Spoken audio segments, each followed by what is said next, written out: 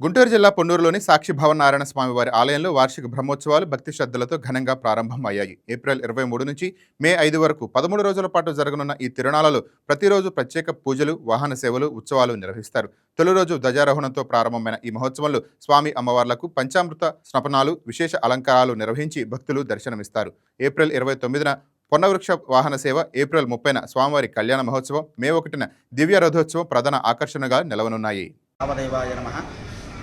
మొట్టమొదటి రోజు స్వామివారికి బ్రహ్మోత్సవంలో భాగంగా మొట్టమొదటి రోజు సాయంకాలం 8 గంటల నుండి కూడా విశేష విశ్వక్షేణారాధన, పుణ్యాహవచన, అలాగే ధ్వజ అవరోహణ అంటే ధ్వజస్తంభం మీద గరుడాళ్వారిని మనం ఎగరేసుకుని ఆయనకి అనేక రకమైన పూజ చేసి ధ్వజ దండాగ్రే ప్రతిష్టార్థ ధ్వజస్తంభం అనే దండం మీద స్వామివారిని ఉంచుతామన్నమాట.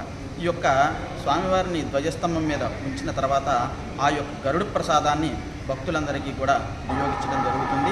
ఈ గరుడ ప్రసాదం స్వీకరించడం వల్ల భక్తులకి అనేక గర్భకోశాలు కానీ లేదా నాగదోషాలు కానీ దీర్ఘకాలిక రోగంతో బాగా బాధపడుతున్న వారికి కూడా ఈ యొక్క ప్రసాదం చాలా అమూల్యమైనదిగా భావిస్తూ స్వామివారి ప్రసాదం స్వీకరించవలసిందిగా కోరుతున్నాం.